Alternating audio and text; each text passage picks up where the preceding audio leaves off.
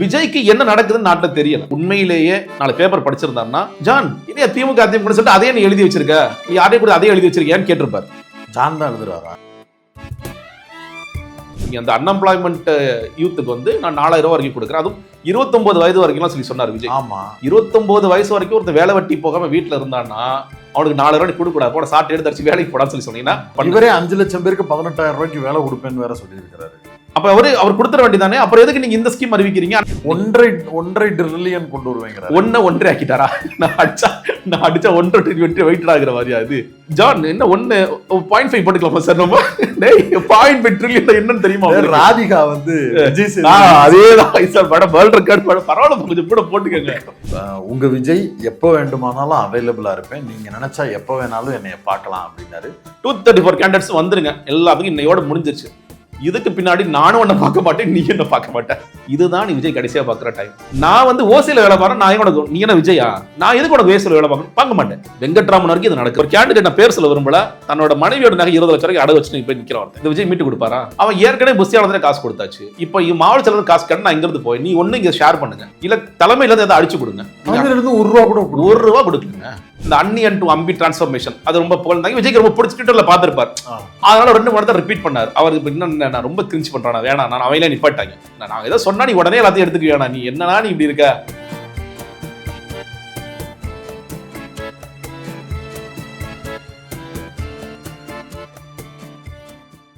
பேரலை நேயர்களுக்கு வணக்கம். இன்றைய நமது நேர்காணலில் தமிழக வெற்றி கழகத்தின் முன்னாள் நிர்வாகி திரு ஜெகதீஸ்வரன் அவர்கள் இணைந்திருக்கிறார். சார் வணக்கம். வணக்கம்.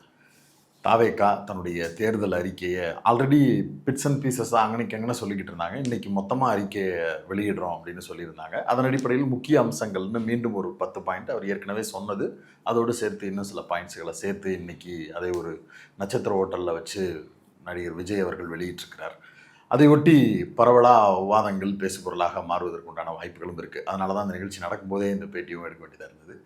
திமுகவுக்கும் அதிமுகவுக்கும் மற்றும் சில பலர்களுக்கும் வித்தியாசம்ன்றது இல்லவே இல்லை அப்படிங்கிறத நான் தொடர்ச்சியாக சொல்லிக்கிட்டே வர்றேன். அதனுடைய வெளிப்பாடு தான் அவர்களுடைய தேர்தல் அறிக்கை. இவங்களும் 2000 கொடுக்குறாங்க, இவங்களும் 2000 கொடுக்குறாங்க, இவங்க ஃப்ரிட்ஜு கொடுக்குறாங்க, அவர் கூப்பன் கொடுத்து ஃப்ரிட்ஜ் வாங்கிக்கன்னு சொல்கிறாரு. இந்த மாதிரியான நபர்கள் தான் இவங்க எல்லாரும், இதுக்கு மாற்று நாம தான் அப்படின்னு சொல்லிட்டு அவருடைய தேர்தல் அறிக்கையை ஆரம்பிக்கிறாரு. உண்மையிலேயே அவருடைய தேர்தல் அறிக்கை அப்படிங்கிறது வந்து ஒரு வித்தியாசமான புதுமுகமான ஒரு பெரிய வாய்ப்பு இருக்கக்கூடிய தேர்தல் அறிக்கைன்னு புரிஞ்சுக்கலாமா? எப்படி புரிஞ்சுக்கிறது? எனக்கு அவர் வந்து திருக்குறள்லேருந்து ஆரம்பித்தார். திருக்குறளில் அறம் பொருள் இன்பம் இது 3 அடிப்படையை வச்சு தான் இந்த தேர்தல் அறிக்கை நாங்கள் தயாரிச்சிருக்கோன்னு சொன்னோன்னா எனக்கு டக்குன்னு உண்மையிலே ஞாபகம் வந்தது. இந்த தனி ஒருவன் படத்தில் அரவிந்த் சாமியோட அப்பா தம்பிராமையார் கேரக்டர் பண்ணியிருப்பார். அந்த ஹாஸ்பிட்டல் சம்மந்தமான அந்த சீனில் வந்து ஸ்கிரிப்டை மாற்றிடுவாங்க அவர்கிட்ட. ஸ்கிரிப்டை பார்த்தோன்னா அவர் தம்பி நமக்கு ஏதோ வேலை பார்த்துருக்கான் போல இருக்குன்னு சொல்லிட்டு இந்த இடத்துல தலையை தூக்கி பேசுவோம், அப்படி தூக்கிலாம் பேசுவார்.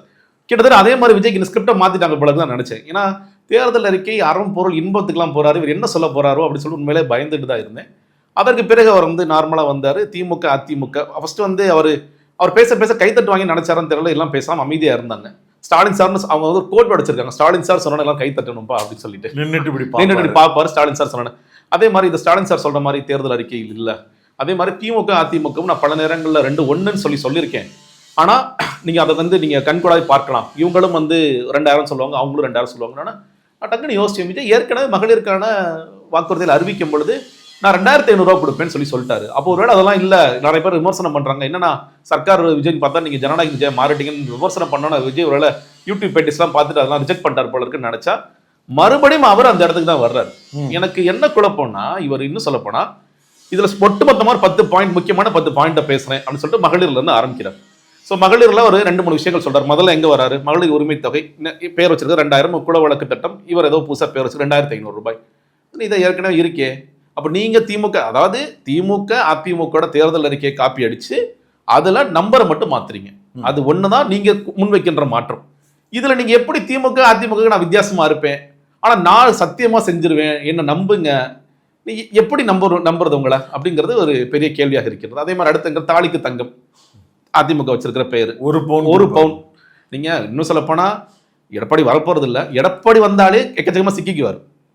ஏன்னா அவர் என்ன சொல்றாரு, கடன் வாங்கி தள்ளிட்டீங்க நீங்க, இன்னைக்கு பவுன் விலை என்ன போயிட்டு இருக்குன்னு நம்ம பாக்குறோம். இது ஏறி 2 லட்சம் வரைக்கும் போகும்னு சொல்லிட்டு இருக்காங்க. நான் 1 பவுன் கொடுப்பேன்னு சொன்னா எடப்பாடி எங்கிருந்து கொடுப்பாரு, பட்டு சிலை எங்கிருந்து கொடுப்பாரு அப்படிங்கும் போது அதை அச்சு பிசங்காம காப்பி அடிச்சுட்டு நான் பாருங்க புதுசா ஒண்ணு சொல்றேன் அப்படின்னா என்ன புதுசா நான் வைரம் கொடுக்க போறேன், நீ அட்லீஸ்ட் வைரம் கொடுக்க போறேன், பிளாட்டினம் கொடுக்க போறேன்னு சொல்லு. பட்டு சேலை கொடுக்குறாருல்ல சார்? இவர் தான் பட்டு சேலை கொடுக்குறாரு. எடப்பாடி சொல்லிட்டாரு, நெசவாளர்கள் அவர் முதலே சொல்லிட்டாரு. திமுக வந்து அதற்கு பதிலாக என்ன சொன்னாங்க, தமிழ் புதல்வன் திட்டம், நீங்க வந்து பெண்களுக்காக 1000 ரூபாய் கொடுக்கின்ற இந்த திட்டம், இது கொண்டு வந்தாங்க. இதோட இதாங்க முக்கியம்னு சொல்லி கொண்டு வந்தாங்க. ஒரு சமூக புரட்சி எனக்கு ஏற்படுத்திருக்கு. ஜிஆர் எப்படி போயிருக்கு நம்ம பார்க்கின்றோம், ரொம்ப முக்கியமான திட்டம் எல்லாரும் பேசுறாங்க. இவர் மறுபடியும் இல்லைங்க நான் வந்து அவர் எங்க அம்மா கொண்டு வந்த ஸ்கீம்னு சொல்லி கொண்டு வராரு. சரி, அதிமுக அது பண்றாங்க. இவர் என்ன பண்றாரு, மறுபடியும் நானும் அதை கொடுக்க போறேன். இவர் அதையும் தானே சொல்றாரு, 1ஆவதுல இருந்து 12ஆவது வரைக்கும் படிக்கிற குழந்தைங்களுடைய வீட்டுக்கு 1000 ரூபாய் கொடுப்பேங்கிறாரு. இல்லைங்க, இப்போ நான் முதல்வன் திட்டம் நம்ம பார்க்குறோம். நான் முதல்வன் திட்டம் ஏற்கனவே அந்த ஸ்கீம்ஸ்ல இங்கே இன்னொன்று ஸ்கில் இந்தியாங்கிற பேரில் நீங்கள் அதற்கு செலவு செய்கிறது இருக்கு. இன்னொன்று நம்ம இப்போ நிறைய பேர் என்னமோ தமிழ்நாட்டில் கல்வியே வந்து இலவசம் இல்லை, அரசு பள்ளிக்கூடங்களே இலவசம் தானே கல்வி கொடுக்குறோம். நீங்கள் அதில் சில இடங்களில் தரத்தில் சில பிரச்சனைகள் இருக்குன்னு சொல்லி சொல்லுங்க. நிறைய நல்ல ஸ்கூல்ஸும் இருக்கு. இப்போ இவர் கூட என்ன சொல்றாரு, காமராஜர் ஸ்கூல் ஆஃப் கவர்னன்ஸ் 100 பள்ளிக்கூடம் 100 பள்ளிக்கூடம் மாடல் ஸ்கூல் ஏற்கனவே இருக்குங்க. இது பிரச்சனை என்ன தெரியுமா, விஜய்க்கு என்ன நடக்குதுன்னு நாட்டில் தெரியல. நீங்க வந்து மாடல் ஸ்கூல்னு ஒன்று எழுதும் போது, இப்போ அதனால தான் நான் சொல்றேன், ஸ்கிரிப்டை வந்து அப்படியே பார்த்து படிச்சு விஜய் உண்மையிலேயே 4 பேப்பர் படிச்சிருந்தாருன்னா, ஜான் இனி திமுக அதிமுக சொல்லிட்டு அதே நீ எழுதி வச்சிருக்க, நீ யாரையும் கூட அதே எழுதி வச்சிருக்கியான்னு கேட்டிருப்பார். ஜான் தான் எழுதுறாரா? ஜான் யார்கிட்ட அவுட் சோர்ஸ் பண்ணி எழுதிருப்பாரு. அவருக்கு யார் அவுட் சோர்ஸ் பண்ணணும்னு சரி தெரியாது இல்லையா, அதை அவர் வாங்கி ஜான்ட்ட தானே கேள்வி வைக்க முடியும். இனி அப்படியே காப்பி அடிச்சு வச்சிருக்க நீ. அவங்க 2000 சொன்னாங்க, நான் 2500 சொல்றோம். நம்ம வந்து அவங்க வந்து 8000 சொல்லி சொல்றோம், நம்ம வேற மாதிரி அதை சொல்றோம். நம்ம வந்து தாலிக்கு தங்கம் திட்டத்தை வேற மாதிரி நம்ம சொல்றோம். மாடல் ஸ்கூல் ஏற்கனவே இருக்கு, எல்லா மாவட்டங்களையும் மாடல் ஸ்கூல் இருக்கு, செயல்பட்டு இருக்கு. நம்ம புதுசா வந்து ஏதோ கவர்னன்ஸ் ஸ்கூல் ஆஃப் கவர்னன்ஸ் சொல்லி சொல்றோம்.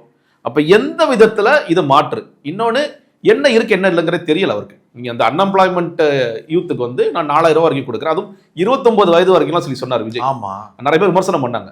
29 வயசு வரைக்கும் ஒருத்தர் வேலை வெட்டி போகாம வீட்டுல இருந்தான்னா அவனுக்கு 4000 ரூபாய் கொடுக்க கூடாது, போன சாட்டை எடுத்து அடிச்சு வேலைக்கு போடான்னு சொல்லி சொன்னீங்கன்னா, படிச்ச கிடைக்கலையா ஏதோ ஒரு வேலைக்கு போ, நீ சர்வீஸ் வேலைக்கு போ, ஏதோ இ சர்வீசஸ் இருக்கு, இகாம் வேலை இருக்கு, ஏதாவது ஒன்று பார்த்துட்டு வேலை தேடு. நீ வந்து அதுல சிக்கல் இருக்குன்னா அதை பண்ணி. இவரே 5 லட்சம் பேருக்கு 18,000 ரூபாய்க்கு வேலை கொடுப்பேன்னு வேற சொல்லி இருக்கிறாரு. அப்ப அவர் கொடுத்துட வேண்டியதானே. அப்புறம் எதுக்கு நீங்க இந்த ஸ்கீம் அறிவிக்கிறீங்க? அன்எம்ப்ளாய்மெண்ட் யூத்துக்கு வந்து கிராஜுவேட் இருந்தா 4000, நீங்க வந்து ஐடிஐ படிச்சிருந்தா பாலிடெக்னிக் படிச்சிருந்தா நான் வந்து 2000. அதான் ஏற்கனவே திமுக கொடுக்குதே, அப்ப அதை கொடுக்காம விட்டுற கூடாதுல்ல. எல்லாவற்றிலையுமே நீங்க வந்து இந்த மாதிரி ஸ்கீம் இருக்கா, இருக்கு. நான் இன்னொரு சொல்றேங்க, நீங்க இந்த தேர்தலுக்கு ஏன் உண்மையிலேயே விஜய்க்கு ஏதாவது ஒரு தனித்துவம்னு ஒன்று இருந்துச்சு வச்சுக்கோங்களேன். இந்த தேர்தல் அறிக்கை எப்போ வந்திருக்குன்னு கேட்டீங்கன்னா, மார்ச் 29 முன்னாடி வந்திருக்கும். பெரம்பூர்ல பிரச்சாரம் போறதுக்கு முன்னாடி விஜய் இதை அறிவிச்சிருப்பார். ஏன்னா நீங்க இன்னைக்கு முதலமைச்சர் ஸ்டாலினோட பிரச்சாரம், எதிர்த்து தலைவர் எடப்பாடி பழனிசாமி பிரச்சாரம் பார்க்கலாம். எல்லா இடங்களையும் நாங்க என்ன திட்டத்தை முன்வைக்கிறோம், என்ன எலெக்ஷன் ஸ்கீமா கொண்டு வரோம், எலக்ட்ரல்ல என்ன நாங்க ப்ராமிசஸ் கொடுக்குறோங்கிறதா. விஜயால எதுவுமே பேச முடியல. எதுக்கு வெயிட் பண்ணாங்க, திமுக அதிமுக வரட்டும், நம்ம கொள்கையே நம்ம என்ன பண்ணோம், திமுக இருந்து காப்பி அடிச்சோம், நாம் தமிழ் இருந்து காப்பி அடிச்சோம், அதிமுக இருந்து காப்பி அடிச்சோம், எல்லாத்தையும் காப்பி அடிச்சிட்டோம். இதுல கூடுதலாக கொஞ்சம் சந்திரபாபு நாயுடு எடுத்துக்கலாம், கொஞ்சம் நிதிஷ்குமார் எடுத்துக்கலாம், கொஞ்சம் வந்து கர்நாடகாவில் வந்து சித்தராமையா எடுத்துக்கலாம், டிகே சிவகுமார் எடுத்துக்கலாம். எல்லாத்தையும் உருவி போடுறதுக்கு இந்த காலதாமதம் ஆயிடுச்சு. எந்த ஒரு விஷயமும் புதுமையா இல்லை. ஏதாவது ஒரு விஷயம் வித்தியாசமா விஜய் ஒன்று சொல்லிட்டாருப்பா, இது வரைக்கும் யாருமே சொல்லாத ஏஐ பத்தி சொல்றாரு. ஏஐ தலைநகரம் உருவாக்கும் திமுக சொல்லிட்டாங்க. ஏற்கனவே ஏஐ 5வது பள்ளிக்கூட பாடத்திட்டத்தில் வந்துட்டு இருக்குன்னு சொல்லி சொல்றாங்க. 1.5 ட்ரில்லியன் கொண்டு வருவேங்கிற 1 ஆக்கிட்டாரா? நான் அடிச்சா 1 வெயிட் ஆகிற மாதிரியா இது? நீ எல்லாம் அப்ப ஜான் என்ன 1.5 போட்டுக்கலாமா சார்? நம்ம 0.5 ட்ரில்லியன் என்னன்னு தெரியுமா? ராதிகா வந்து அதேதான் சார், படம் வேர்ல்ட் ரெக்கார்ட் படம், பரவாயில்ல கொஞ்சம் கூட போட்டுக்கோங்க. அந்த மாதிரி 1 எங்க இருக்கு பாருங்க. 1 ட்ரில்லியனுக்கு எவ்வளோ இங்க பாடுபடுறாங்க நம்ம பார்க்கிறோம். அவ்வளோ இண்டஸ்ட்ரீஸை கொண்டு வர்றாங்க, அவ்வளோ எம்ஐயூ சைன் பண்றாங்க, இவ்வளோ பேருக்கு வேலை வாய்ப்புகள். அவர் சொன்ன டேஷ்போர்ட், டிஎன் டேஷ்போர்டு ஏற்கனவே வச்சு தலைமைச் செயலகத்தில் முதலமைச்சர் பார்த்துட்டு இருக்காரு. இதெல்லாம் நம்ம பார்க்கின்றோம். ரொம்ப அசால்ட்டா 1.5 ட்ரில்லியன் எங்க இருந்து கொண்டு வருவேன் நீங்க? இன்னொன்று நீங்க சொல்ற இந்த நம்ம ஏற்கனவே பார்த்தோம் அந்த மோதிரம் போடுவே, அது இன்னைக்கு சொன்னாரான்னு எனக்கு டவுட்டா இருக்கு. இல்ல ஏன்னா அவருக்கு இப்போ நம்ம நிறைய பேசுறோம், ஒரு நாளைக்கு எத்தனை குழந்தை பிறக்குதுன்னு விஜய்க்கு தெரியுமா? தெரியாது. இப்ப கேட்டுருப்போம், என்ன எல்லாரும் திட்டிட்டே இருக்காங்க, எத்தனை குழந்தை பிறக்குது, அதுவும் எல்லா குழந்தைக்கும். அது அப்பளோட பிறந்த குழந்தைகளுக்கு தங்கம் மோதிரம், அப்பளோட பிறந்திருக்கலாம், உங்க வீட்டுல கூட டெலிவரி ஆயிருக்கலாம். எது இருந்தாலும் உடனே பாப்பா கையை தூக்கிச்சுன்னா போதும், தலைவர் வந்து மாமா வந்து மோதிரத்தை மாட்டிவிட்டு போயிடுவாரு. இன்னைக்கு அதை சொல்லலை. ஏன்னா இந்த மாதிரி ஒரு ஸ்கீம் எவனுமே செய்யவே முடியாது. அப்ப அதுல இருந்து கொஞ்சம் ஜகா வாங்கிட்டார். ஐயோ அது முடியவே முடியாதுன்னு சொல்லிட்டு அது ஒண்ணுதான் புதுமையா சொன்னார். ஏன்னா மாமன் தாய் மாமன் சீர்னு சொல்லி சொன்னார், அதை நீ கட் பண்ணி விட்டார். மற்ற எல்லா ஸ்கீம்ஸுமே நீங்க வந்து திமுக அதிமுக இருந்து எடுத்து அதுல நம்பர்ஸ் மட்டும் மாத்திருங்க. திமுக என்ன சொல்றாங்க, அதிமுக என்ன சொல்றாங்க, பிணை இல்லாத கடன் எல்லாம் கொடுப்பேங்கிறாரு. நான் சிம்பிளான சொல்றேங்க. நான் வந்து ஒரு 5 இல்ல 10 வருஷத்துக்கு முன்னாடி லோக்சபா கட்சியில் இருக்கும்போது ஒரு பையனுக்கு லோனுக்காக ரொம்ப கஷ்டப்பட்டு இருந்தார். நான் போய் கனரா பேங்க் இங்க இருக்கிற போரூர் பிரான்ச்ல தான் போய் கேட்டேன். அவங்க என்ன சொன்னாங்கன்னா, நீ முதல்ல யாருங்க, நான் வந்து சோஷியல் ஆக்டிவிஸ்ட், வெளியே போ தம்பி, நீங்கள் லோன்லாம் கொடுக்க முடியாது. ஏன் மேடம்? நீங்கள் ஷூரிட்டி இல்லாமல் கொடுக்கவே முடியாது. இல்லைங்க, கவர்மெண்ட் வந்து உங்களுக்கு சென்ட்ரல் கவர்மெண்ட் சொல்கிறாங்க, நீங்கள் பேங்க்ஸ் கொடுக்கணும்னு சொல்லி சொல்கிறாங்க. சென்ட்ரல் கவர்மெண்ட்டா? மன்மோகன் சிங் சொன்னாலே நான் கேட்க மாட்டேன். அவங்க திமிரா பேசுனாங்க. மன்மோகன் சிங் சொன்னாலே நீ யார், நீ பெருசா, நீ லோக் சத்தா கட்சி, அதெல்லாம் முடியாது, கிளம்பு. நீங்கள் அப்போலாம் எவ்வளோ பஞ்சாயத்து ஆச்சு. சிதம்பரம் பேசுகிறாரு, மன்மோகன் சிங் சொல்கிறாரு, இதை ஃப்ரீ பண்ணி கொடுங்க, இங்கே இருக்க தமிழக அமைச்சர்கள் பேசுகிறாங்க. பேங்க்ஸ் முடியவே முடியாது. நீங்கள் 4 லட்சத்துக்கு மேலேனா கண்டிப்பாக ஷூரிட்டி இல்லாமல் கொடுக்க முடியாது. 4 லட்சத்துக்குள்ளேயே அவ்வளோ பாடுபடுறாங்க. விஜய் வந்து என்ன இப்போ இல்லை, விஜய் பேங்க் ஏதாவது ஆரம்பிச்சிருவாரா? என்னோட பேங்க்குக்கு போங்க அண்ணா, இந்த கார்டை காமிங்க, விஜய் அண்ணா கார்டு கொடுத்துருக்காரு, அதை ஒரிஜினா இல்லை லாட்ரி உள்ள இல்லை அப்படியே பண்ணி விடுங்க, லாட்ரி காசு எல்லாத்துக்கும் ஒரு பேங்க்ல இறக்குங்க. இது எப்படிங்க நடக்கும்? நீங்க இது முதல்ல இந்த பேங்க்ஸ் முதல்ல யாருடைய கண்ட்ரோல்ல வருது விஜய்க்கு தெரியுமா? தெரியாது. அவர் நம்ம வீட்டுக்கு, என் வீட்டு பக்கத்து நீலாங்கரில் தானே பேங்க் இருக்கு, நீ அங்கே போய் வாங்கிக்கலாம், என் வீட்டு பக்கத்துல இருக்கு, ஏரியால தான் வருதுன்னு சொல்லி சொல்லுவாரோ என்னவோ. அதனால அவருக்கு தெரியாத காரணத்தினால நான் வந்து லோனுக்கு பண்ண மாட்டாங்க சார், நீங்க பண்ணவே மாட்டாங்க, பெரிய ப்ராசஸ். நீங்க நான் சொல்றேன், விஜய் உண்மையிலேயே இப்போ நான் சொன்னேன் இல்லையா, அதே மாதிரி யாராவது ஒரு பையனுக்கு போய் விஜய் லோன் வாங்கி கொடுக்கும், மாறுவேஷம் கூட போட்டுட்டு போய் லோன் மட்டும் வாங்கி கொடுத்துடட்டும், பிணை இல்லாம வாங்கி கொடுத்துடட்டும். அவர் வந்தா வாங்கி கொடுத்துருவாரோ? அவருடைய ஆட்சியில் அப்படி நடக்குமோ? இல்லைங்க, நீங்க அவருடைய ஆட்சி சொல்றேன். மன்மோகன் சிங் சொன்னாலே கேட்க மாட்டாங்க பேங்க் மேனேஜர். மன்மோகன் சிங் சொன்னாலே கனரா பேங்கோ இல்லை மற்ற, சும்மா உதாரணம் சொல்றேன், எந்த ஒரு பேங்க்கும் கேட்க மாட்டாங்க. யார் சொன்னாலும் சார் எங்களுக்கு இந்த காசு எப்படி திரும்பி வரும் தான் நாங்கள் யோசிப்போம். நாங்க வந்து பெரிய பெரிய கொள்ளைக்காரங்க அதானி அம்பானி அவங்க போட்டோலாம் ஒட்ட மாட்டோம். இந்த பசங்க ஏதோ பெருசா எடுத்துட்டு போயிட்டாங்க, அவங்க போட்டோலாம் எவ்வளவு நடந்துச்சு, இந்த கொடுமை, விவசாயிகளோட கடன் வந்து கட்டாம இருக்காங்க, எவ்வளவு கொடுமை எல்லாம் பண்ணாங்க. இது தொடர்ச்சியா அது நடந்துதான் இருக்கு. அவங்களுக்கு இதெல்லாம் எனக்கு வாரா கடன் மாதிரி அரசாங்கத்தினுடைய வங்கியில இருந்து கொடுப்பாங்க. அதான் சொல்றேன். அப்ப விஜய் பேங்க், வெற்றி பேங்க், அவரை சொல்ல வெற்றி திட்டம் இல்ல மாமன் வெற்றி திட்டம், ஏதாவது ஒன்று பேர் வச்சுக்கிட்டு அதுல இருந்து கொடுப்பேன்னு சொல்லுங்க. இன்னைக்கு நிறைய சிக்கல்கள் இருக்கு. இன்னொன்னு, மாநில அரசு கிட்ட பேங்க் கிடையாது. ஆமா, கிடையாது. சென்ட்ரல் கவர்மெண்ட் கிட்ட இருக்கு. அதனாலதான் சொல்றேன், நீங்க மிஞ்சி போனா ஒரு எம்எல்ஏ வந்து கையெழுத்து போட்டீங்கன்னா அதை பார்த்துட்டு பேங்க் மேனேஜர் தூக்கி போட்டுருவார். என்ன பண்ண முடியும்? ஒண்ணுமே பண்ண முடியும். திருப்பி வேணா கையில கொடுப்பாரு எம்எல்ஏ கையெழுத்து, அவ்வளவுதான் சொல்லுவார். நீங்க கலெக்டர் ஆபீஸ்ல மனு கொடுத்த கேசஸ்லாம் நான் பார்த்திருக்கேன். அங்க போய் கொடுப்பாங்க, அவங்களுக்கு தெரியாது என்ன பண்றது. அவர் என்ன பண்ணுவாரு, மேக்ஸிமம் கலெக்டர் என்ன பண்ணுவாரு, சார் ரெக்கமெண்ட் பண்ணி ஏதாவது பண்ணுங்க சார். முடியாதுங்க. இப்ப பிணை இல்லாம கடன் வந்து கொடுத்துருவாங்க. 29 வயசு வரைக்கும் நான் வேலை இல்லாம இருந்தேன்னா எனக்கு மாசம் 4000 ரூபாயும் கொடுத்துருவாங்க. அப்படின்னா வேலைக்கான உத்தரவாதம் என்ன இருக்கு? இந்த கடனை நான் எப்படி அடைக்கணும்? அதை பத்தி ஏதாவது இருக்குமா? அதாவதுங்க, ஒரு ஸ்கீம் போடும்போது இதுக்கு எவ்வளவு செலவாகும், இதை நம்ம எப்படி, இது சோர்ஸ் என்னங்க, நம்ம சோர்ஸ் பண்ண போறோம், இதை எப்படி திரும்ப நம்ம அடைக்க போறோம், இது ஏதாவது ஒரு புரிதல் இருந்தா நீங்க அதை பத்தி யோசிக்கலாம். நம்ம என்ன கேட்கிற அண்ணன் தானே கேட்கிற, ஜெயிக்கவா போறோம், நம்ம ஜெயிக்கவா போறோம், நம்ம ஜெயிச்சா அதெல்லாம் பிரச்சனை, நம்ம வேற மாதிரி ஏத்தி விட்டு போலாம், அவ்வளவுதான். பழைய ஓய்வூதிய திட்டம், புது ஓய்வூதிய திட்டம், இது குறித்தெல்லாம் வரும்போது அரசு ஊழியர்கள் நலன்னு சொல்லி, நலனில் அக்கறைன்னு சொல்லியே வாக்குறுதிகள் வாசிக்கிறாரு. அதை கேட்டிருப்பீங்க. ஆனா அதுல வந்து என்ன பென்ஷன் ஸ்கீம் கொடுப்போம் அப்படிங்கறத அவர் சொல்லல. அதுக்கு என்ன வார்த்தை பயன்படுத்துறாரு?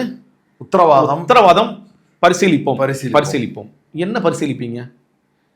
சரி, இப்போ டிஏபிஎஸ்னு ஒன்று கொண்டு வந்தாங்கல்ல, அதை பற்றி உங்களுக்கு பார்வை இருக்கா? இப்போ வந்து ஒன் டைமாக 13,000 கோடி, மாதம் 11 வருஷம் 11,000 கோடின்னு கவர்மெண்ட் கொண்டு வந்த பிறகு தான் இந்த ஜாக்டோஜியை போராட்டத்தை விட்ரா பண்ணிட்டாங்க.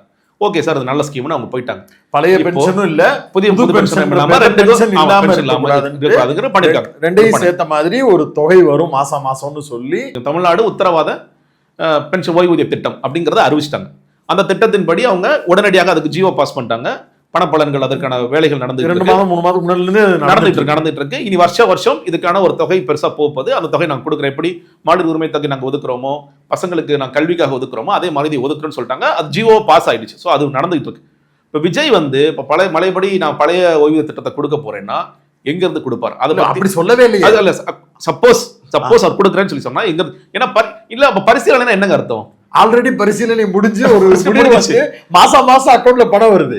எப்படி கொடுப்பார்? இன்னொன்னுங்க, நீங்க இது அரசு ஊழியர்கள் கீழே பண்றாரு. அரசு ஊழியர்கள், ஆசிரியர்கள், எழுத்தர் பணி 5 வருடத்திற்கு மேல இருந்தால் அவங்களாம் நிரந்தர கொடுப்பேன்னு சொல்லி சொன்னார். உங்களுக்கு ஞாபகம் இருக்கும், டிசம்பர் எண்டுல அரசு ஊழியர்கள், ஆசிரியர்கள், பகுதி ஆசிரியர்கள் போராடினாங்க. கரெக்டா? நான் அந்த நேரத்தில் நான் சொன்னேன், உண்மையிலேயே விஜய் இதை பயன்படுத்தணும்னு நினைச்சிருந்தா ரொம்ப எல்லாம் வேணாம், ஒரு ட்வீட், நான் வந்து பகுதி ஆசிரியர்கள் பக்கம் நிற்கின்றேன், இல்ல பகுதி ஆசிரியர்களை அப்ப வழக்கம் போல எல்லாரும் நீ பணியூர் கிளம்பி வா, நான் உன்னை பார்க்கிறேன், அதாவது சொல்லியிருக்கணும். அந்த இடத்துல விஜய் எதுவுமே வாய் திறந்து பேசல. ஒரு 2 மாசம் கழிச்சு தான் ஒரு கூட்டத்தில் பேசுறாரு. போராடுகின்ற ஆசிரியர் போராடுறாங்க, செவிலியர்கள் போராடுறாங்க. சரி, அந்த போராட்டம் முடிவுக்கு வந்துச்சு உங்களுக்கு தெரியுமா? செவிலியர்கள் போராடினாங்க, உண்மை. செவிலியர்கள் போராட்டம் எப்படி முடிவுக்கு வந்துச்சு? அவங்க என்ன சொல்றாங்க, 8000 பேருக்கு நாங்கள் வேலை கேட்கிறோம். கவர்மெண்ட் வந்து ஒரு 3000 பேருக்கு ரெக்ரூட் பண்ணிட்டாங்க. இப்போ உடனடியாக ஒரு 1000 பேர் ரெக்ரூட் பண்ணுறேன்னு சொல்கிறாங்க. இன்னொரு 4000 பேர் பெண்டிங்கில் இருக்குது. நாங்கள் கொஞ்சம் கொஞ்சமாக பண்ணுறோம். நாங்கள் வர நாங்கள் பண்ணுறோம். நீங்கள் சொல்கிறது புரியுது, நாங்கள் பண்ணுறோன்னு சொல்கிறாங்க. பகுதி ஆசிரியர்கள் போராட்டம் எப்படி முடிவுக்கு வந்துச்சு? ஒரு தொகுப்பூதியமாக நாங்கள் வந்து 12,000 கொடுத்துட்ருக்கோம். இதை 15,000 ஆக்குறோம். இப்போக்கி இதை வாங்கிக்கங்க. அப்படிதான் அந்த போராட்டம் முடிவுக்கு வந்துச்சு. இது ஏதாவது விஜய்க்கு தெரியுமா? அரசு பேச்சுவார்த்தை நடத்தினாங்க. இது தொடர்ச்சியாக அப்படிதான் ஒரு முடிவுக்கு கொண்டு வந்தாங்க. இப்போ நான் வந்து இவங்க நீ போராடிட்டு இருக்கும் பொழுது அவங்களுக்கு ஒரு ட்வீட்டு கூட குறைந்தபட்சம் போடலை. இன்னைக்கு நான் வந்து போனால் அதுக்கு எவ்வளோ செலவாகும்? இப்போ கவர்மெண்ட் ஏன் பண்ணலை, அரசாங்கம் ஏன் பண்ணல? இது முதல்ல எங்க இது துவங்கிச்சு? ஜெயலலிதாவோட ஆட்சி காலத்தில் இது துவங்குது. நீ அதனால தான் எடப்பாடி பழனிசாமி பேசாம தவிர்க்கிறது. நமக்கு தார்மீகமாக பேசுகிறோம், நம்ம காரி துப்புவாங்க. ஏன்னா நீ தானே சார் ஆரம்பிச்சு விட்டீங்க, நீங்க ஆரம்பிச்சு விட்டா தான் இங்க தொடர்ந்துட்டு இருக்கு. அப்படின்னா அவர் தவிர்த்து எந்த விதமான வரைமுறையும் இல்லாம பலருக்கும் வந்து ஒப்பந்த பணியாளர்களா பண்ணிட்டாங்க. பண்ண பிறகு இவங்க வந்து இப்போ அது 9,000 ஆரம்பிச்சு 11,000 போய் 12,000 போய் 15,000 வரைக்கும் வந்திருக்கு. இவங்களை வந்து பெர்மனன்ட் பண்ணுங்கன்னு சொல்லி சொல்றாங்க. ஏற்கனவே அரசு ஊழியர்கள் குற்றச்சாட்டு விமர்சன பார்வை என்ன? இன்னைக்கு வந்து தமிழ்நாடு பட்ஜெட்ல கல்விக்கு தான் அதிகமான தொகை ஒதுக்கப்படுகிறது. ஆனா பெருசா பென்ஷனுக்கு போயிருது, பெருசா அரசு ஊழியர்கள் ஆசிரியர்கள் சம்பளத்துக்கு போகுது. பசங்களோட கல்விக்கு அது போக மாட்டேங்குது. அவங்களுக்கு ஒரு நல்ல தரமான ட்ரெஸ் கொடுக்க முடியல, செருப்பு கொடுக்க முடியல, சரியா சாப்பாடு போட முடியல அப்படிங்கிற சிக்கல் விமர்சனம் இருக்கு. இப்போ நீங்க 17 ஆசிரியர்களையும் முழுசா நீங்க மாத்துறீங்கன்னா அவங்களோட கோரிக்கை நியாயமானது, அதில் மாற்றுக்கிறது ஆக்குனீங்கன்னா எங்க இருந்து நாங்கள் காசு கொடுப்போம், இவங்க திரும்ப ஓய்வூதியம் பண்றாங்கன்னா அவங்க எங்க இருந்து கொடுப்போம் அப்படிங்கிறது தமிழ்நாடு அரசுக்கு இருக்கக்கூடிய சிக்கலாக இருக்கு. இது எதுவுமே புரியாம அவர் என்ன சொல்றாரு, சரி நீ ஓகே ரைட், நீ அந்த நேரத்தில் ஒரு டிசம்பர் மாசம் அவங்களோட நான் நிக்கிறேன் போராடுறேன்னு சொன்னா இப்ப அந்த மக்கள் நம்ம அப்பா விஜய் அன்னைக்கு நமக்கு நின்னா இருப்பா, போராட்டா இருப்பா. இன்னைக்கு ஏதோ போற போக்கில் இதை சொல்லிட்டு போறாரு. அரசு ஊழியர்களுக்கான நிக்கிறேன், அரசு ஊழியர்களுக்கான போராடுறேன், நீங்க பழைய திட்டத்தை பரிசீலிக்கிறேன். இதெல்லாம் ஒரு அரசு ஊழியர்களோ ஆசிரியர்களோ எப்படி நம்புவாங்க? நம்புறதுக்கான வாய்ப்புகளே கிடையாது. அப்போ போராட்டத்தை எங்களோட போராட்டத்தை திமுக முடிவுக்கு கொண்டு வரும்பொழுது எங்களுக்கு ஒரு தொகை உயர்த்தி கொடுத்துருக்காங்க. இப்பயும் குழு போட்டிருக்காங்க, நாங்கள் குழு பரிசீலிப்போம்னு சொல்லி அன்பில் மகேஷ் பொய்யாமொழி சொல்லியிருக்காரு. அடுத்த ஆட்சியில் நாங்கள் தேவைப்படாத மறுபடியும் போராடுவோம், இல்லை வாங்கிக்குவோம். இது நடக்கும். நீங்க என்ன பண்றீங்க? எந்த புரிதலும் இல்லாமல் நீங்க சும்மா போற போக்கில் ஒரு வாக்குறுதி கொடுத்துட்டு போறீங்க, அவ்வளவுதான். புரியுது. இன்னொரு முக்கியமான ஒரு ஸ்டேட்மெண்ட் குறிப்பிடுறாரு, உங்க விஜய் எப்போ வேண்டுமானாலும் அவைலபிளா இருப்பேன், நீங்க நினைச்சா எப்போ வேணாலும் என்னைய பார்க்கலாம் அப்படின்னாரு. நீங்க தாவேகாவினுடைய முன்னாள் நிர்வாகி, டெய்லி பிரேக்ஃபாஸ்ட் லஞ்ச் டின்னர் எல்லாமே அவரோட தான் சாப்பிடுவீங்களா? சந்திப்புலாம் எப்படி இருக்கும்? அதாவதுங்க, ஏன்னா இப்போ அந்த விமர்சனம் அவருக்கு நிறைய காதுல போயிருச்சு போல இருக்கு. ஏன்னா இன்னைக்கு சிக்கல் என்ன தெரியுமா? வேட்பாளர்கள் நான் அன்னைக்கே நீங்கள் வேட்பாளர் அறிமுக கூட்டத்தில் பார்த்துருக்கலாம் கூட கேள்வி வந்திருக்கு, ஏன் ஒவ்வொருத்தருடையும் போய் கூப்பிட்டு போஸ்டாக தலைவர் ஃபோட்டோ எடுத்துட்டு இருக்காப்ல, அதில் கூட அப்புறம் சினிமாட்டிக்கா இந்த பாபுவோ யாரெல்லாம் கூட இப்படி கிராஸ் அப்படி இல்லைன்னா இப்படி காமிக்கிறேன். அப்போ அந்த அந்த கேமரா பொசிஷனுக்கு என்ன வேணுங்கிறத விஜய் ரொம்ப தெளிவாக தெரிஞ்சது. நான் பேச சொன்னேன், இதுதான் நீ விஜய் கடைசியாக பார்க்குற டைம். வேட்பாளர்கள் ஆமா, வேட்பாளர் இன்னையோட நீ கடைசியாக பார்த்துக்க. அதனால என்ன வேணாலும் நீ குட்டிக்காரன் அடிக்க சொன்னாலும் குட்டிக்காரன் அடிச்சுக்குவேன், நீ மாலை போட்டு என்ன தாலி கட்ட சொன்னாலும் தாலி கட்டுவேன், மாறி மாறி மாலை மாற்றிக்கலாம், நீ நான் முத்தம் கொடுக்கணும்னா முத்தம் கொடுத்துக்கலாம், நீ இப்படி போஸ்ட் கொடுக்க சொன்னாலும் போஸ்ட் கொடுப்பேன், இப்படி போஸ்ட் கொடுக்க சொன்னாலும் கூட போஸ்டே தராடி நானே கற்றுக் கொடுப்பேன். எல்லாத்தையும் இன்னைக்கு 234 கேண்டிடேட்ஸ் வந்துருங்க, எல்லாத்துக்கும் இன்னையோட முடிஞ்சிருச்சு. இதுக்கு பின்னாடி நானும் ஒன்றை பார்க்க மாட்டேன், நீ என்ன பார்க்க மாட்டேன். அன்டில் அண்ட் அன்லஸ் நீங்க செங்கோட்டையனாவோ ஆதவர்ஜுனாவோ புஷி ஆனந்தா இருந்தீங்கன்னா நீங்க பார்க்கலாம், உங்களுக்கு ஆக்சஸ் இருக்கு. அதை தாண்டி உங்க யாருக்கும் ஆக்சஸ் கிடையாது. நீங்க அதை களத்துல பார்க்கலாம். இன்னைக்கு பாருங்க, விஜய் நடுவில் கூட ஒரு வாரத்தோட ட்வீட் வந்துச்சு, எல்லாரும் வந்து வீடு வீடா போய் பிரச்சாரம் பண்ணுங்க, எல்லாரும் ஒத்துமையா இருங்க. அந்த ட்வீட் வந்ததுக்கான காரணம் என்ன தெரியுமா? இன்னைக்கு களத்துல நடக்கிறதுங்கிறது, இப்போ நீங்க அந்த 234 பேர்ல ஒரு 72 பேர் மாவட்ட செயலர் இருந்தவங்க, மொத்தம் 140 மாவட்ட செயலர்கள் இந்த கட்சியில 72 பேர், 50% தெளிவா எஸ்கேப் ஆயிட்டான். ஐயோ நம்ம தலையை கொடுத்தா மாட்டிக்குவோம், அதனால ஓடி வந்துட்டான். அவங்களும் வந்துட்டாங்க. சென்னையிலேயே பல பேர் ஏன் போட்டி பூக்கடக்குமார் ஏன் போட்டி போல நினைக்கிறீங்க? அவர் தெரிஞ்சு போச்சு இது நடக்காது, இது நம்ம தேவையில்லாம காசை செலவு பண்ணிட்டு நம்ம சிக்க வச்சிருவாங்கன்னு சொல்லிட்டு அவர் ரொம்ப தெளிவா. ஆனா அவர் கேட்டாருன்னா கொடுக்கறதுக்கு இருப்பாங்க. கடைசி வரைக்கும் தேடினாங்க. முதல் நாள் நைட் வரைக்கும் யாராவது வருவாங்கலாம் தேடிட்டு இருக்காங்க. திருவொற்றியூர் ஒருத்தங்க முடியாதுன்னு சொல்லி இல்ல நீ வாங்கிதான் ஆகணும் வேண்டாம்னு சொல்லி பிடிச்சா இப்படி இழுத்துட்டு வந்து அதிமுக இழுத்துட்டு வந்து மத்த கட்சிகளை இழுத்துட்டு வந்து கடைசி வரைக்கும் சீட்டை கொடுத்துட்டு இருந்தாங்க. தள்ளி வச்சாங்க, ஞாபகம் இருக்கு அவங்களுக்கு. முதல் நாள் ஏன்னா ஆள் கிடைக்கல. நீங்க 50,000 மனுக்கள் வித்தானுங்க இவனுங்க. அதுல ஒரு பெரிய ஸ்கேம் ஒன்று நடந்துச்சு. 50,000 மனுக்கள் எத்தனை மனுக்கள் திரும்பி வந்துச்சு? அது யாருக்குமே சொல்லல. எத்தனை பேரை விஜய் வேறு நேர்காணல் பண்ணாரு? இல்ல, விஜய் நானே தேர்ந்தெடுத்த வேட்பாளர்கள் யாருப்பா? அந்த கஞ்சா கட்டமாக 30 பேரை தேர்ந்தெடுத்து பார்த்தாரு. பாத்தீங்களா? அப்படிதான் பார்த்தவர்களை பார்த்தேன். அது புரியலையே. அப்படிதான் சொன்னாங்க, தகவல் சொன்னாங்க. நீங்க என்ன ஷாட் பாத்தீங்க? வெளியில அவங்க எல்லாரும் விஜய் நீலாங்கர்ல இருந்து வெளியே வர ஷாட் பார்த்திருப்பீங்க. உள்ள போகும்போது ட்ரோன் ஷாட் ஒன்று பார்த்திருப்பீங்க.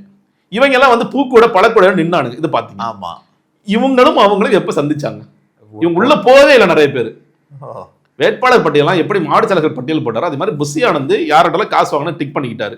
யாரெல்லாம் மாவட்ட செயலர் வந்தாலும் டிக் பண்ணிக்கிட்டார். இந்த சார் இந்த தம்பி கையெழுத்து போடுப்பா, ரைட் ஓகே நான் 2 மணி நேரம் ரெஸ்ட் எடுக்கிறேன்னு வீட்லயே தனியா பண்ணிட்டு இருக்கேன், சரி தூங்கு போ, ஒரு என்விரான்மெண்ட் சேஞ்ச் இருக்கட்டும், நீலாங்கரே தூங்க வேணாம், பழைய அவ்வளவுதான் நடந்துச்சு. ஒரு வேட்பாளர் கூட விஜய் நான் அடிச்சு சொல்றேங்க, ஒரு வேட்பாளர் கூட விஜய் பார்க்கல. ஓகே ஏங்க நீங்க ஒருவேளை பார்த்திருந்தா நீங்க அந்த கஞ்சா வியாபாரம் தேர்ந்தெடுப்பாரா, இல்ல அந்த ஜோசியம் பார்க்குற பொண்ணு கேன்சர் கியூர் பண்ணிருக்குங்கிற பொண்ணு மற்றவர்களையோ பார்த்து அப்போதான் முதல்ல பார்க்குறாரு. நானே பர்சனலா தேர்ந்தெடுத்தேன்னு சொல்லி சொல்லுவேன். நீங்க இன்னொன்னு தூசி மோகனா அவர் அன்னைக்கு அதிமுக தான் இருக்காரு. எடப்பாடி பழனிசாமி அடுத்த நாள் தான் அவர் வந்து சஸ்பெண்ட் பண்றாரு, அப்புறம் டிஸ்மிஸ் பண்றாரு. பாக்குறோம் யார் எந்த கட்சி எவன் எங்க இருந்து வந்தா எதுவுமே தெரியாம தான் வந்து வேட்பாளர் தேர்வு நடந்துச்சா. இப்ப 72 பேர் மாவட்ட செயலர்கள் பிரச்சனை இல்லை, மீதி இருக்கிறவங்க எல்லாம் ஒரு தொகுதிக்கு போறாங்க. இந்த மாவட்ட செயலர் வந்து என்ன சொல்றாரு, அப்படியா வாங்க சார், நீ முதல் நாள் எல்லாருக்கும் வீடியோ பார்த்துருப்பீங்க, எல்லா கேண்டிடேட்ஸ்க்கும் ரீல்ஸ் போட்டிருப்பாங்க, கொண்டு போட்டு கட்டி பிடிச்சி எல்லாத்தையும் ஒரு பாட்டெல்லாம் போட்டு பண்ணிருப்பாங்க. அதுக்கப்புறம் என்னடா நான் காண இப்ப தேடி பாருங்க, அதுக்கப்புறம் வந்து ட்வீட் கூட வந்திருக்காது.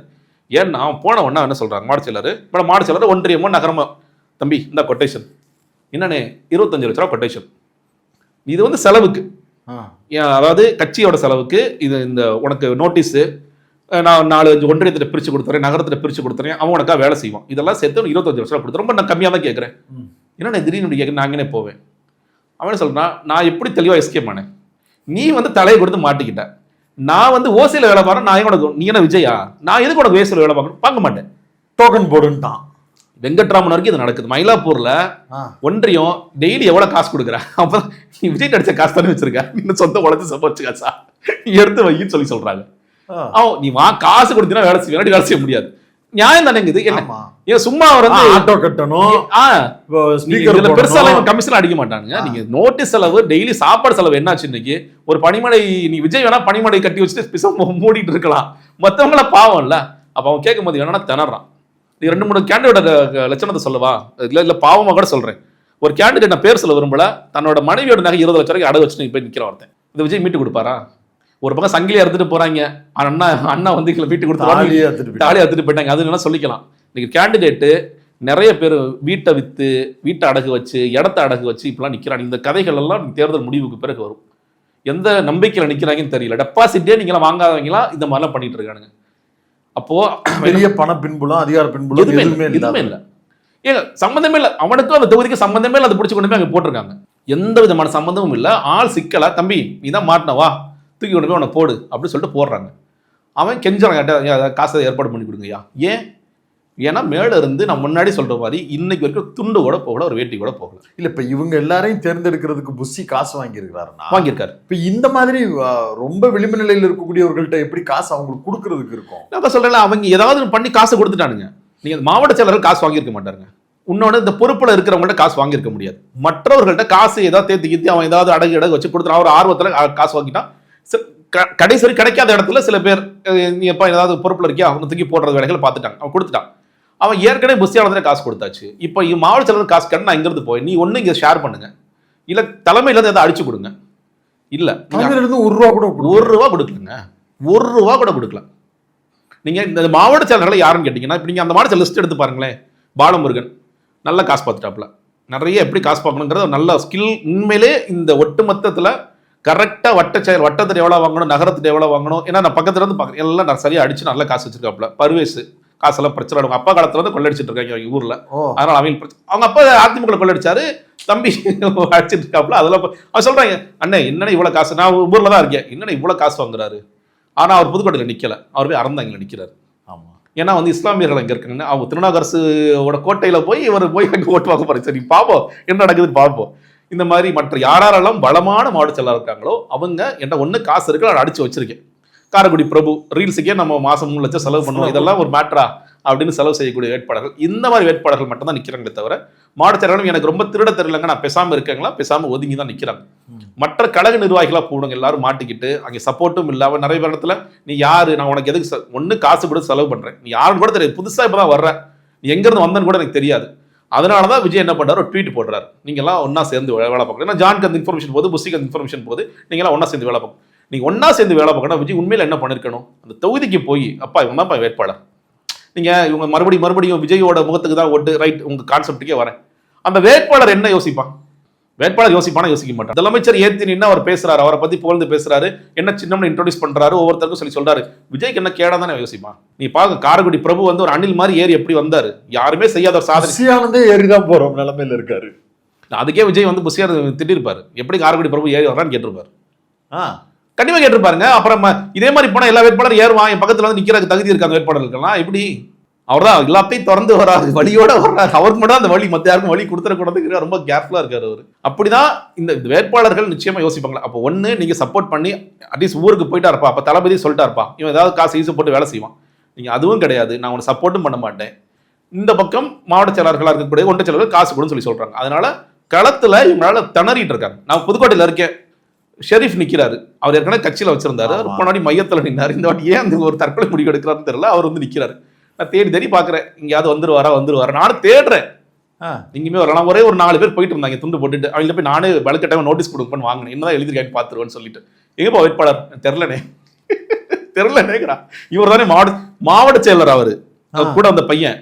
4 பேர் நிக்கிறாங்க மொத்தமா, மாவட்ட செயலர் கூட 4 பேர் நிக்கிறாங்க. இன்னைக்கு பல தொகுதிகள் என்னன்னு கேட்டீங்கன்னா, அவங்க என்ன சொல்றாங்க, கோயம்புத்தூர் அந்த பகுதியில் நாங்க வந்து ஓட்டு போடுவோம் தளபதிக்கு, அந்த கட்சியில இருக்கிற நிர்வாகிகளா, ஆனா யாரும் வேலை செய்ய ரெடியா இல்லை. இது நீங்க பூத்துல, நான் தான் சொன்னேன், நீங்க இப்போ எக்ஸ்போஸ் ஆகுறாங்கல்ல, பூத்துல இதோட பயங்கரம் எக்ஸ்போஸ் ஆவாங்க.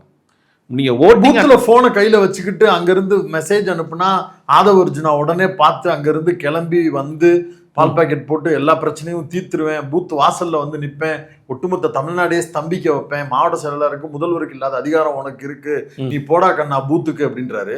ஆக்சுவலா பூத்துக்குள்ள போனை எடுத்துட்டு போக கூடாது, அதை நம்பி பூத்துக்குள்ள உனக்கு போன் எடுத்துட்டு போவானுங்களாம். அங்க இருந்து பூத்துல போன் எடுத்துட்டு போறது இல்ல, முதல் நாள் நைட் எத்தனை பேர் சிஆர்பி அடி வாங்குறாங்கன்னு பாருங்க. நீங்க நைட்டு போய் படுத்துவான் பாய் விரிச்சவன். என் தளபதி காலைல குளிச்சுட்டு போக சொன்னாரு, நான் குளிக்காம நைட்டு வந்துட்டேன், என் தளபதி ஓட்டு போடணும் தள்ளுகடான்னு போவா. 4 பேர் வெளுத்து விடுவாங்க சிஆர்பிஎஃப்.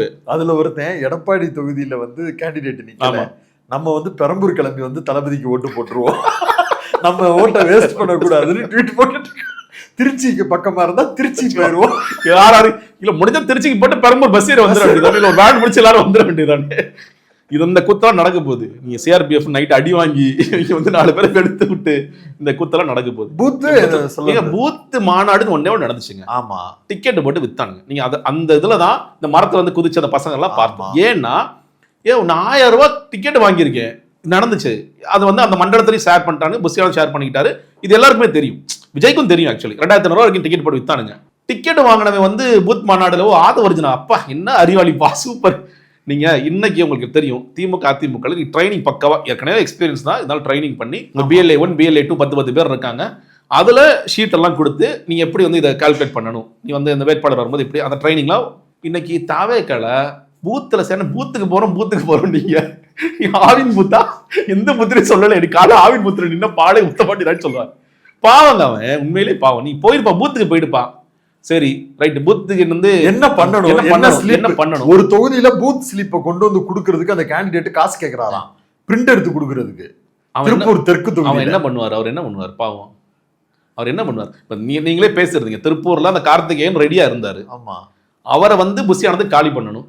நீங்க இப்ப அஜிதா பாக்குறோம், அவங்க எவ்வளவு ஒர்க் பண்ணாங்க, அரசியலா எவ்வளவு இன்னைக்கு பாக்குறோம், அவ்வளவு எக்ஸலண்டான ஒரு பேட்டி கொடுக்குறாங்க, அவ்வளவு கோர்வையா பேசக்கூடிய ஒரு அரசியல்வாதியா இருக்காங்க. அவங்கள மிஸ் பண்ணிட்டு, நான் இன்னும் சொல்ல போனா விஜய்க்கு நான் சூஸ் பண்ணது தூத்துக்குடியா இருந்திருக்கும். திருச்சி கிழக்கு பெரம்பூர் தூத்துக்குடியில போய் அஜித்தாட்ட பொறுப்பை படிச்சம்மா என்ன ஜெயிக்க வைமானா அந்த பொண்ணு அவ்வளவு வேலை பார்த்திருக்கும். நீங்க அந்த மாதிரி அரசியல் கேண்டிடேட் நிப்பாட்டிருக்காருல்ல சார், பயங்கரமான கேண்டிடேட் நிப்பாட்டிருக்காரு. ஐயோ இந்த மாதிரி நீங்க அப்போ இந்த கேண்டிடேட்ஸ் ரொம்ப சிரமப்படுறான். விஜய் தலைவராக அவர் நீ இன்னொன்று அந்த ட்வீட்டை பார்த்தோன்னா டக்குன்னு ஒரு விஜயோடைய கேண்டிடேட் யோசிப்பான், தலைவா நீ வா தலைவா, நீ ஊருக்கு உபதேசம் பண்றது நிப்பாட்டு, முதல்ல அனைவரும் வீதிகளுக்கு சென்று வீடு வீடாக பிரச்சாரம் செய்யுங்க. விஜய் ட்வீட் போட்டா தலைவரே அது கண்ணாடி, நீங்க வாங்க அப்படிதான் சொல்லுவாங்க. நான் மட்டும் 6 மணிக்குள் வீட்டுக்குள் சென்று பூட்டிக்கொள்வேன். ஆனா அவர் தான் சொல்றாரு, நீ எப்ப வேண்டுமானாலும் சந்திக்கலாங்கிறாருல. யாருங்க சந்திக்க முடியும், எனக்கு புரியல. நீங்க இன்னொன்று சந்திக்கலாம், ரைட்டு, எங்க போய் சந்திக்கிறது விஜய்? சிம்பிளா கேட்கிறேன். இன்னைக்கு நீங்க முதலமைச்சரை பார்க்கணுமா, சரி சட்டமன்றத்தை விட்டுட்டீங்கன்னா நீங்க கலைஞர் இருக்கும்போது ரெகுலராகவே அவர் பார்க்கலாம். இப்போ முதலமைச்சர் ஸ்டாலின் அந்த இடத்துக்கு வராரு. எடப்பாடி பழனிசாமியா இப்போ எலெக்ஷன் முடிஞ்சாரு, சேலத்தில் போய் சந்திக்கலாம். நீங்க அங்கேதான் அவர் மோஸ்ட்லி அங்கே இருக்க போறாரு. நீங்க சீமானா நீங்க ஒரு இன்னும் சொல்ல ரொம்ப ஈஸி அக்சசபிள்னு சொல்றாங்க. போன்ல பேசலாம், யார் வேணாலும் பேசலாம், இதெல்லாம் இருக்கு. விஜயை நீங்க எங்க சந்திப்பீங்க? ஏன்னா பனையூருக்கு வர்றது செய்தி. இன்னைக்கு தலைவர் பனையூர் வந்தார் இன்னும் செய்தியா இருக்கு. மே 4ஆம் தேதி வரைக்கும் செய்தியாகத்தான் இருக்கும். விஜய் எத்தனை முறை நீங்க நான் இந்த தொகுதிக்கு மாசத்துல ஒரு தடவை போவேன், என்னவா இருந்தாலும் இது நம்ம தொகுதி ஆயிடுச்சு இல்லையா, திருச்சியும் பெரம்பூரும் நம்மளோட, அவருக்கு யாராவது போய் சொல்லணும், தப்பித்தவறு 2 தொகுதியில் யாராவது நீ ஜெயிச்சிட்டீங்கன்னா ஒன்னு ராஜினாமா பண்ணணும், யாராவது முதல்ல போய் சொல்லி கொடுக்கணும். அதை முதல்ல சொல்லுங்களே இப்ப யாராவது கிடக்கு. அதுவே தெரியாது, அவர் தெரியல. அவர் சார் 2 தொகுதி எம்எல்ஏ நான் தானே, அப்ப நான் வந்து 2 தொகுதிக்கும் மாசம் ஒரு தடவை வருவேன். மாசம் ஒரு தடவை அவர் வர்றதே போதாதா? என்ன சினிமா ஷூட்டிங் அது? எனக்கு புரியும். ஏங்க நீங்க ஆக்சுவலி இந்த எம்எல்ஏக்கள்லாம் நிறைய வேலை செய்யும் போதே மக்கள் போற போக்குல அவரை 5 வருஷம் முன்னாடி பார்த்தோம்பா, ஆமா அசால்ட்டா அப்படி சொல்லிட்டு போறாங்க. இந்த பகுதிக்கு அவர் வரதே இல்லப்பா, ஓட்டு கேட்க வந்ததே இல்லப்பா அப்படின்னு சொல்லி உங்க மக்கள் ஒரு கருத்து வைக்கிறாங்க. விஜய் மாதிரி ஒரு நபர் வந்து நான் மாசம் வருவேன், எம்எல்ஏ எப்படி வருவார், இவரு எங்க வருவாரு? ஏங்க இன்னைக்கு வரைக்கும் பெரம்பூரோட பணிமனைக்கு போகலங்க அவரு. பெரம்பூர்ல நீங்க வந்து வேட்புமனு தாக்கல் செஞ்சதுக்கு பிறகு பெரம்பூருக்கு இன்னைக்கு வர சொன்னாங்க, தளபதிக்காக ரெடியாகும் பெரம்பூர் பணிமனை, உள்ளே என்னென்ன இருக்கிறது வாருங்கள் பார்க்கலாம். சென்ட்ரலைஸ்டு ஏசி இதுன்னு போட்டு வச்சு அப்படி சொல்லி வீடியோ எல்லாம் போட்டானுங்க, பூட்டு போட்டாங்க. திறக்கவே இல்லையே கடைசி வரைக்கும். ஆதவ் அர்ஜுனா வெள்ளிவாக்கத்துக்கு தலைவர் வருவாரு, மாசம் ஆதவ் அர்ஜுனா என்ன பிரச்சனைன்னு கேட்பாரு, அவரே வந்து தீர்த்து கொடுக்குன்னு சொல்லிட்டாரு. பனையூருக்கு முதல்ல டெய்லி என்ன கதை விடுறீங்க, எனக்கு புரியலையே. இன்னொன்று அவர் கடைசியாக அவன் எங்கே முடிச்சாரு, நிறைய பேர் வந்து என்ன அவ்வளோ ஈஸியாக பார்க்கணும்னு சொல்லி சொல்கிறாங்க, நீங்கள் ஈஸியாக என்ன பார்க்கலாம், அதெல்லாம் ஒரு பெரிய மேட்ரே இல்லை, உங்களுக்கு என்ன பிரச்சனைங்கிறத நீங்கள் சொல்லாமே நான் தெரிஞ்சுக்குவேங்கிறாரு. நான் தான் சொல்கிறேன், உன் கட்சிக்காரன் இன்னைக்கு காசு இல்லாமல் தெருவில் நிற்கிறான், போய் தெரிஞ்சுக்கோ. அடகு வச்சுட்டு ஒருத்தன் அழுதுகிட்டு இருக்கான். நீங்கள் எங்க இந்த கட்சியோட பேச்சாளர்கள் சில பேர் எவ்வளோ கஷ்டத்தில் தெரியுமா இருக்காங்க, வீட்டில் இருக்கிற நகையை அடகு வச்சுட்டு பிள்ளைங்களுக்கு ஃபீஸ் கட்டாமல் தெரிஞ்சுக்கிட்டு இருக்காங்க. இதெல்லாம் விஜய்க்கு தெரியுமா? அவ்வளோ மோசமான நிலையில் இருக்கிறாங்க. அவங்கள பற்றி ஏதாவது விஜய் ஏதாவது கண்டுகிட்டு இருக்காரா? அந்த மேடையில் நிறைய பேர் உட்கார்ந்துருக்காங்க. இன்னைக்கு நீங்கள் இந்த வேட்பாளராக போனவங்க இன்னைக்கு எல்லாரும் காதில் கடிச்சிருப்பாங்க, தலைவரே ரொம்ப சிரமப்படுற தலைவர், ஏதாவது பார்த்து பண்ணுங்க. புஷியாளர்கள் சொல்லியிருப்பாங்கல்ல, இல்லை விஜய் சொல்ல முடியாதா? விஜய் எப்படிங்க சொல்லுவீங்க? அங்கே எல்லாரும் தானே சங்கமிச்சிருந்தாங்க, ராஜ்மோகன்லாம் இருந்தாரு, அவங்கெல்லாம் காதுல சொல்ல மாட்டாங்களா தலைவரே, கஷ்டமா எங்க போய் சொல்லுவீங்க? நீங்க சொல்லுங்க. ராஜ்மோகன் பார்க்கலாம், ரைட், ஓகே. ராஜ்மோகனே எனக்கு தெரிஞ்சு இந்த மேடையில் மட்டும் தான் பார்க்குறாரு, அவரு சும்மா சீன் போட்டுட்டு இருக்காரு, நான் ரெகுலராக பார்க்க அதெல்லாம் கிடையாது. தலைவர் கூட நீங்கள் கேட்டீங்களா, தலைவர் கூட தான் டிஃபன் சாப்பிட்டாரு, நாங்கள் 2 பேர் இட்லி சாப்பிட்டோம். தலைவர் அவரே ரொம்ப எவ்வளோ எளிமையா இருக்காரு அவர், பாருங்க. முள்ளங்கி சாப்பிட்டாரு, இவர் எவ்வளோ சத்துருவ சாப்பிட்டாரு, அவங்க அப்பா எஸ்ஐ சாப்பிட்டாருன்னு சொல்லி நான் ஒத்துக்கிறேன், அவர் கஷ்டப்பட்டு வந்தாரு வளர்ந்தாருன்னு சொல்லுங்க. இவர் எதுக்கு முதல்ல சத்துணவு சாப்பிடணும் எனக்கு புரியலையே. பானு சில்வர் ஸ்பூனு நியூட்ரிஷன்ஸ் ஏதாவது அளக்கணும்னா நீ ஏதாவது அளக்கணும், இந்த பட்டிமன்றமா அளந்துட்டு போனா யாருமே கேள்வி கேட்காம கடந்து போயிடுவாங்களா? அதனால ராஜ்மோகனுக்கு அக்சஸ் இல்லை, இந்த குரூப்புக்கு அக்சஸ் இருக்கு. அதை தாண்டி ஒருத்தர் பார்த்துருக்கலாம்னா அந்த வேட்பாளர் அறிமுகம் போது அது போட்டோக்காக அந்த நேரத்தில் காதலால நீங்க கடிக்க முடியாது, எதுவுமே பேசியிருக்க முடியாது.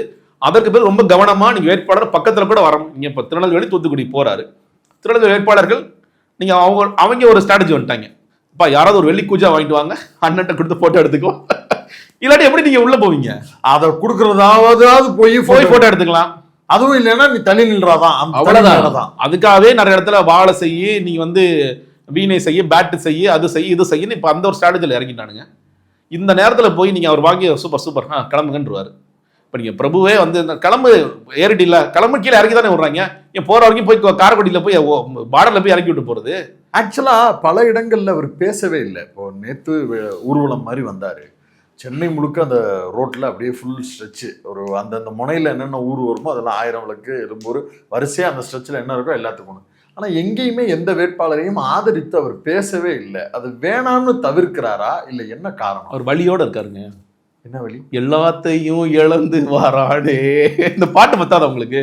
இந்த பெண் வாய்ஸ் எவ்வளோ சோகமாக பாடுறாங்க, அவ்வளோ வழியோடு இருக்காரு, அவ்வளோ வேதனையோடு இருக்காரு, எல்லாத்தையும் விட்டுட்டு வர்றாரு. இதை தான் அவர் எல்லா இடத்துலையும் பேச போறாரு.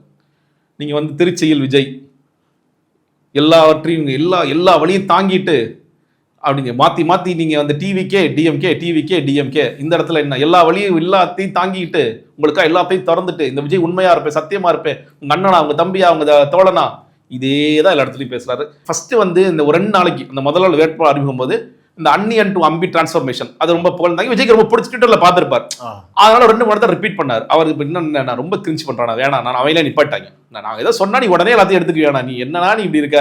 அதுக்கப்புறம் அவரை ரொம்ப இதாக இருக்கு, அவரே ஒருத்தர் சொல்றாரு நான் ரொம்ப திரும்ப ரிப்பீட் பண்ண நினைச்சுக்கிறீங்கன்னா அதை இப்போ குறைச்சிட்டார். என்னதான் பேசுவார். நீங்க இப்போ புதுசா ஸ்கிரிப்ட் எழுதணும்னா அது கஷ்டமா இருக்கு. கஷ்டங்க. நீங்க மற்ற வேறு கட்சிகள்ல பெரம்பூர்ல என்ன பிரச்சனைன்னு அங்க முதல்வர் போனார்னா பேசுவார்.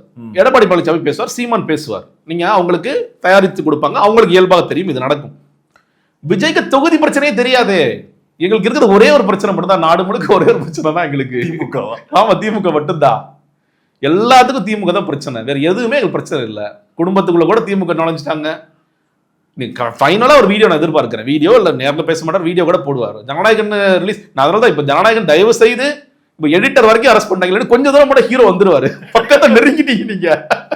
இந்த ஆளு எடிட்டர் அதுக்கு சிபிஐ விசாரணை கேட்டுருவாங்க. அப்படி டக்குனு இல்ல, இவர் யாராவது பலி கொடுத்துருவாரு. இவர் விஜய் ஈஸியா பலி கொடுத்துருவாரு. கடைசியா வந்து அந்த கோ ப்ரொடியூசர் ஜெகதீஷ் பழனிசாமி தான் ரிலீஸ் பண்ணிருக்கான் போல. என்ன பண்ணுவீங்க நீங்க? இவங்க எல்லாம் எழுதுவாங்க, துரோகி ஜெகதீஷ் பழனிசாமியே வெளியே போ அப்படிப்பாரு. என்ன பண்ணுவீங்க நீங்க? ஆனா அவர் பக்கத்துல தான் உட்கார்ந்து வச்சுட்டு தேவைப்பட ரொம்ப எக்ஸ்ட்ரீம் போகும்போது. ஏன்னா இந்த ஒரு விக்டிம் கார்டு பிளே பண்ணாம இருக்காரு. நீங்க பாருங்க, மனைவி, நான் கூட அந்த மகளிர் தினம் போதே இந்த மனைவி விக்டிம் கார்டு பிளே பண்ணுறாரு நினைச்சேன். ரொம்ப லேட்டா போய் திருநெல்வேலி பிளே பண்றாரு.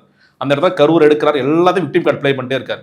காரைக்குடியில அன்னைக்கு தான் ஜனநாயகம் லீக் ஆகுது, கடந்து போறாரு, பேசாம இருக்காரு. அப்போ சார் இது நம்ம ஃபைனல் ட்ரம்ப் கார்டு. இது இந்த ட்ரம்ப் கார்டு நான் பாருங்க இதனால எவ்வளவு பெரிய லாஸ் ஆனிச்சு அப்படிங்கிற அந்த ட்ரம்ப் கார்டு ப்ளே பண்றதுக்காக கரெக்டா எலெக்ஷன் டேட் முன்னாடி வருவாரு. ஆமா, மேபி அது பிரச்சாரம் வீடியோ வரலாம்னு நினைக்கிறேன். அவர் வந்து இப்போ ஏன்னா இப்போ தேர்தல் அறிக்கை வந்துருச்சு, இன்னைக்கு லீவ் விட்டாரு. இப்போ 2-3 நாளைக்கு இருக்கு இல்லையா, இனிமேல் எங்க போவாருன்னு தெரியல. எங்கேயாவது போன திருச்சிக்கு போறான்னு சொல்றாரு, எனக்கு தெரியல. இப்போ 4 நாள்ல இப்போ அவங்க என்ன யோசிக்கிறாங்க, ஒண்ணு பொம்மை அமுச்சு விடுங்க இல்ல விஜய் அமுச்சு விடுங்க, 2 ஒண்ணு தான் செய்யுது. இல்ல ஹாலோகிராம் வச்சுக்கிறேன்னா ஹாலோகிராம் மாதிரி பேசுது, இது பேச மாட்டேங்குது. அதுக்கு ஹாலோகிராமே பெட்டர்னு சில பேர் எடுத்துட்டான்.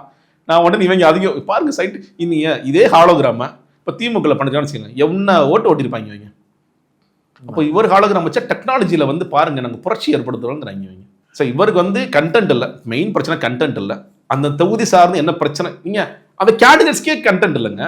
புஷியானந்த் இந்த டீனரில் பார்த்தீங்கன்னா ஒரு பக்கம் ஒரே கடைங்க, இன்னொரு பக்கம் மாமூல் வாங்குறாங்க.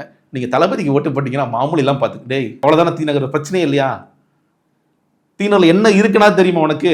கடைங்க மாமூல். நீ இருக்கிறதே நீ எங்க வசூல் பண்றியோ அதே நீ குறையா இருக்கு. நீ அதை தாண்டி இருக்குப்பா, அதை தாண்டி பிரச்சனைகள் இருக்கு. நீ சொல்லு அதிமுக என்ன பண்ணாங்க, திமுக என்ன பண்ணாங்க, குறைகளை சொல்லி பேசு, ஏதாவது பேசுங்க. ஆனா இப்போ ஒரு மெயின் ஸ்ட்ரீம் சேனல் எல்லாம் பேட்டி கொடுக்குறாரு, ஒரு சில செட்டப் பேட்டி தானுங்க. அதுல என்ன பேசுறாரு? இதுக்கு மேல ஏதாவது கேட்டீங்கன்னா நான் தளபதிட்ட நான் பேசிட்டு நான் சொல்றேன். அதை தாண்டி என்ன சொல்றாரு? நான் கூட உண்மையில ரொம்ப ஆர்வமா பார்த்தேன். முதல் ராஜ்மோகன் பேட்டி போச்சு, புஷியானந்த் பேச ஆரம்பிச்சிட்டாரு, நான் கூட பார்த்தேன். எல்லாருக்குமே ஒரே கேள்விதான். அந்த கேள்விக்கு அவர் சொல்றது, அந்த கேள்வியை கிராஸ் பண்றதுக்கு எந்த கேள்வி எதுவுமே கிடையாது. ஆனா நீங்க ரொம்ப மோசமா ஓட்டு வாங்குவீங்கன்னா டெபாசிட் வாங்குறதுக்காவது நீங்க எப்படி 3வது இடம் தான் வரப்போறீங்க. டெபாசிட் வாங்குறதுக்காக ஒரு 4 பேட்டி தட்டி விடுங்கண்ணா. நீங்க பின்னா களத்துக்கும் போறதில்லை, நீங்க பிரச்சாரத்துக்கும் போறதில்லை, நீங்க தளபதி நீங்க தான் பின்னாடி சுத்துறது, அதான் அவர் விரும்புறாரு. நீங்க எதுக்கு டீம் நிக்கிறீங்கன்னு தெரியல. அப்போ நீங்க மற்ற கேண்டிடேட்ஸ்டையும் கண்டென்ட்டா ஏதாவது இருக்கா? எந்த ஒரு கேண்டிடேட் ஏதாவது கண்டென்ட்டா இருக்கா? யார்ட்டையுமே கண்டென்ட் இல்லை. அது சொல்ல நோட்டீஸ் போடுறாங்க. இப்போ நீ புதுக்கோட்டையில் நோட்டீஸ் வாங்குறேன், இவர் பெண்களுக்கு என்ன சொன்னாரோ அதை மட்டும் ஒரு 6 விஷயங்களை போட்டு கொடுக்குறாரு. இந்த பக்கம் வந்து கேண்டிடேட் இவர் அப்படி சொல்லி முடிச்சிட்டாங்க. கண்டென்ட்டே இல்லை. தொகுதி சார்ந்து ஒரு கண்டென்ட் கூட இவங்கள்ட்ட இல்லை. இவங்க தொகுதி பிரச்சனை என்னத்தை பேசுவானுங்க? நீ கீழே உட்காந்துட்டு எல்லாரும் நீங்க விஜய் திருப்பூர் போகும்போது அவரே இப்போ சில இடங்கள் எரிச்சல் ஆகுறாரு. தயவுசெய்து அமைதியார் சொல்லி எரிச்சல் ஆகுறாரு. கிட்டத்தட்ட இன்னைக்கு கீழே கேண்டிடேட்ஸ் நாளைய சட்டமன்ற உறுப்பினர் இருக்காங்க, அவனை அப்படிதான் பிஹேவ் பண்றான். டிவி கத்துறான், அமைதியா இருக்கணும் கத்துறாரு அவரு. இவங்க தான் போய் சட்டமன்றத்தில் கிளிக்க போறானுங்க. ஒரு நீண்ட உரையாடல், பல்வேறு விஷயங்கள் குறித்து மிக வெளிப்படையாக பேசியிருக்கிறீங்க. உங்களுடைய நேரத்துக்கும் கருத்துக்களுக்கும் மிக்க நன்றி.